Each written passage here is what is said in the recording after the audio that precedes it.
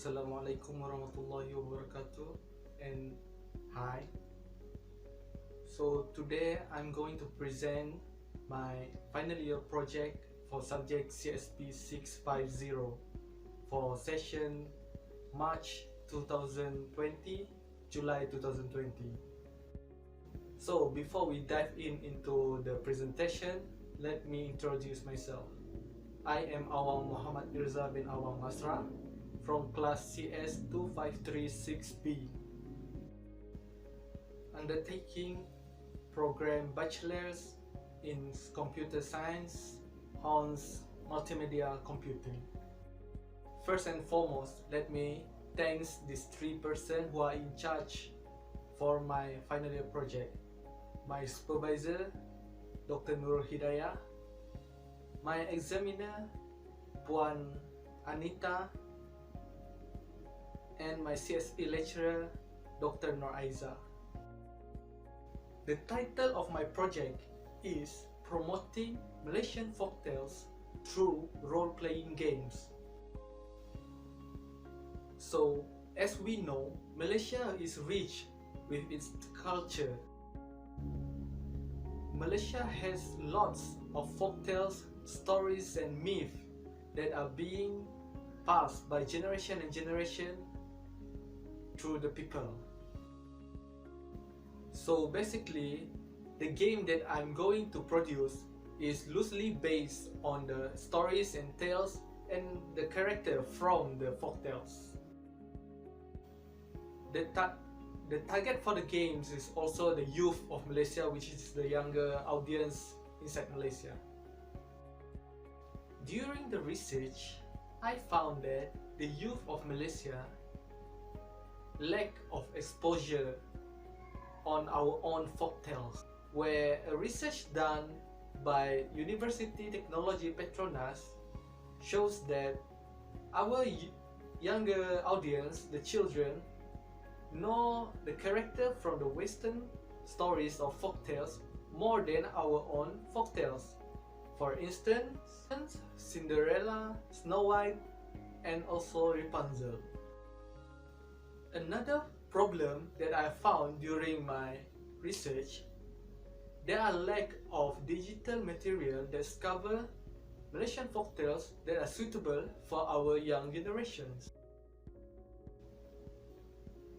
There are less Malaysian folktales animation applications that are available and developed on the market, which is why we need to use computer technology to attract this young generation. So basically, there are three main objectives. The first one is to design a storyboard that covers Malaysian folktales through role-playing games. The second one is to develop a role-playing games based on Malaysian folktales. The third objective is to evaluate the effectiveness of using role-playing games as a medium for promotions towards our young generation. Why is it important to conduct this project?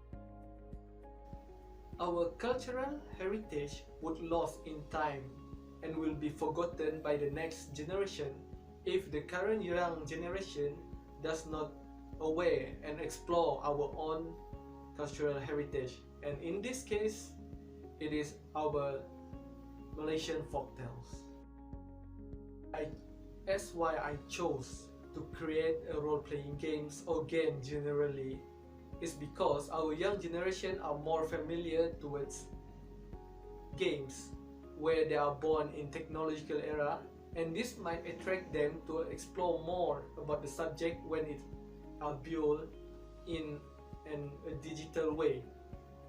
So next, let's proceed to the literature review. Folktales are stories that are passed by generations through writings or even verbally. Implementing folktales into new media is not a new thing. The closest example is Upin Ipin, Krisia Mangtunggal, where they chose to implement Malaysian folktales inside their movie. As for games, there are lots of them are created based on mythologies and stories. For instance, God of War, which is based on the Greek or Norse mythology.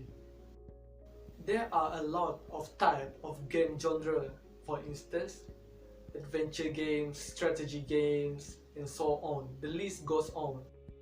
I have chosen role-playing games as its main genre, and as the battle system, I chose turn-based battle system. The platform that I have chose for the game to be played is personal computer or laptop that is run using Windows operating system. So let's proceed to the next topic, which is mythology. The method that I have chosen to develop the game is Game Development Lifecycle, which is based on DLC, the System Development Lifecycle, but specifically used for developing games. It was chosen because it's generally suitable for any type of game development. So there are 6 phases inside GDLC. It starts off with initiation, pre-production, production, testing, alpha testing, then beta testing, then the release phase. In the initiation phase, the concept or idea of the games are established for the foundation of the games. Then we go to the production phase. Production phase has 3 main phases, which is pre-production, production, and testing. In pre-production, all the design are created before the production phase started.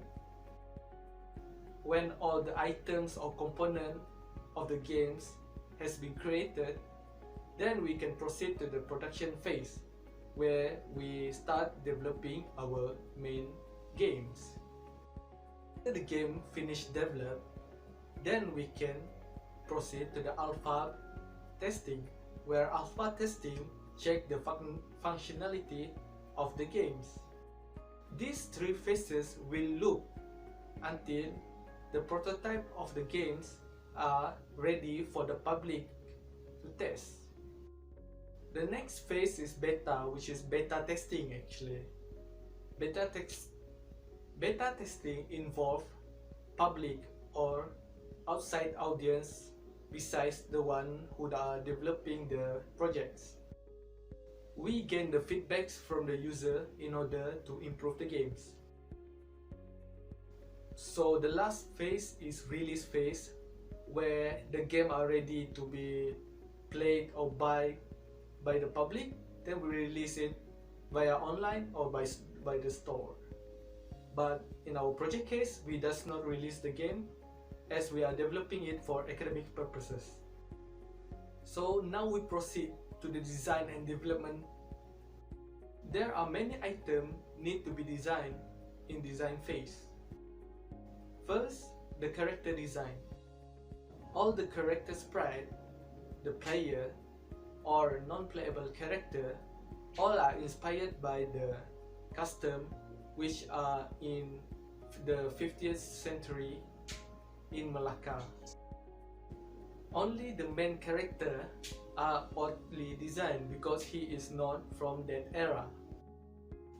Inside the game, there are 4 main locations, which are the forest, the village, the palace, and also the beach or the Malacca harbor. All these locations are trying to imitate the real location of the place. My game provides introduction video before the player plays the game. It is in order for the player to better understand the main character before they dive into the games. The intro video was created by using Sony Vegas Pro 50. So let's play the introduction video.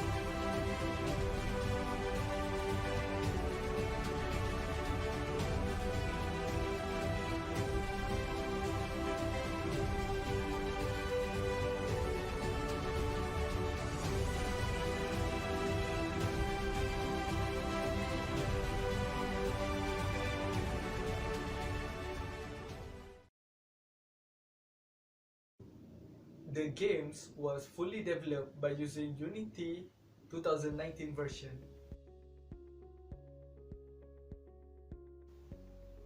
So first, here we can see the main menu of the game. There are 3 buttons: continue, new games, and the exit button. So let's proceed to the new game.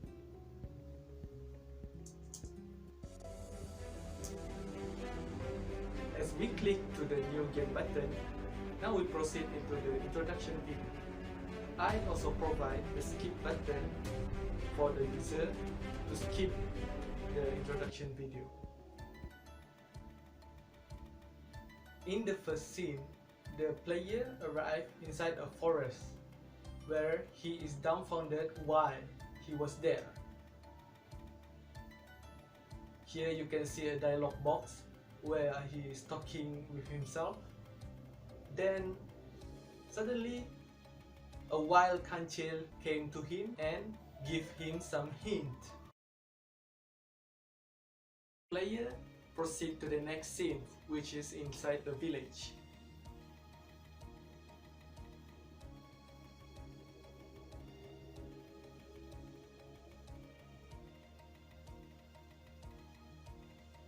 Inside the village, he can talk to any of the non-playable character, the NPC, and the NPC will say some dialogue. Some of the dialogue might be pivotal to the games and some are not. By the dialogue, the player could gain more information regarding the folktales and the world of this game. The player can also interact with some items such as the sign where it says the current location of the player. The player then proceeds to roam inside the village and he can enter any available houses inside the village. The player then proceeds towards the north. He will find a castle or a palace which is based on real Malacca Palace.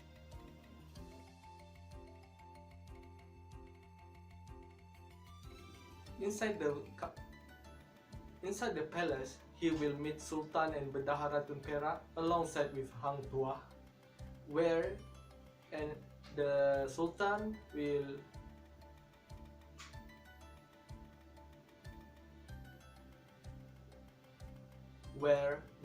will indicate there is a quest for him, and Hang Tuah will proceed to help him throughout the games.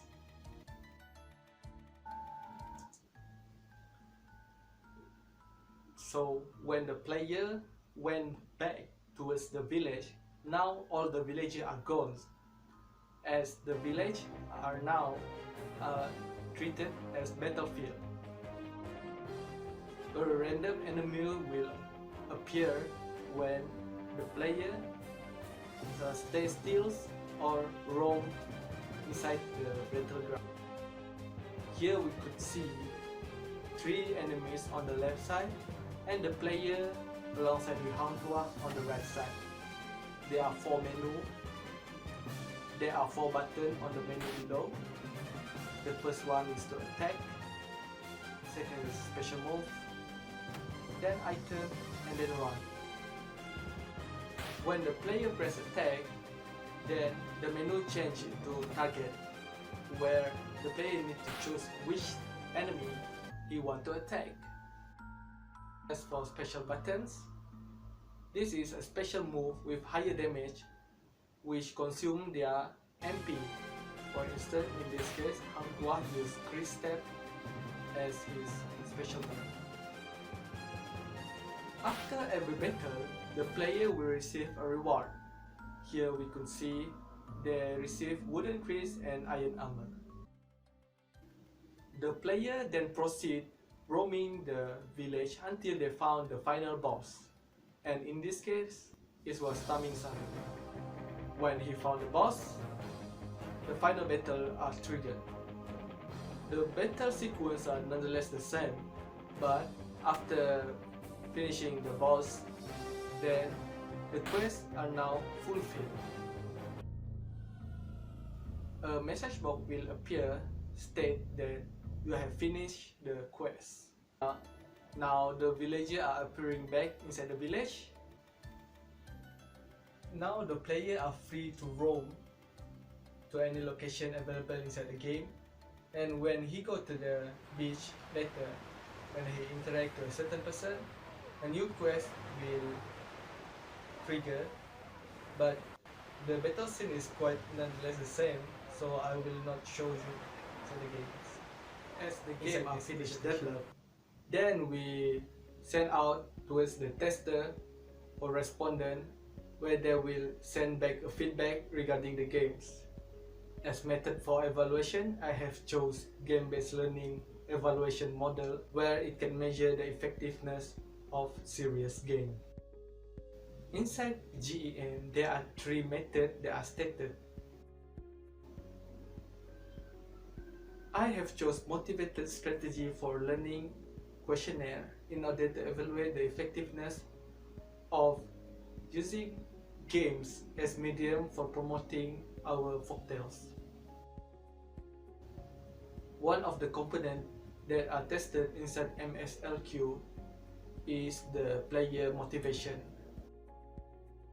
Here you can see the questionnaire is actually using 7 Likert scale, from strongly disagree, disagree, partially disagree, moderately agree, partially agree, agree, and strongly agree. Here we could see the average mean for motivation 5.94, which approaching 6 and 7 indicate most of the player or tester agree that the game raised their motivation. The next component is the player attitude when playing the game. In this component, the reaction from player towards the game or the interest of the player are being evaluated. Here we can see the average mean is 5.72, also approaching 6 and 7, which indicate that most of our players are interested toward our game. Then the next component is the player expectation when they are playing the games. You can see the average mean is 5.96. This indicates that we have raised the expectation of the player towards the subject. Here we could see the result of all of the components. So in MSLQ, it states that any top 25 shows that the player are highly motivated while playing your games. In middle 50%, the player are having average motivation, and the bottom 25% shows that they are less motivated regarding the subject. Here in the graph you can see below gray is bottom 25, in between blue and gray is middle 50, and above blue is top 25%.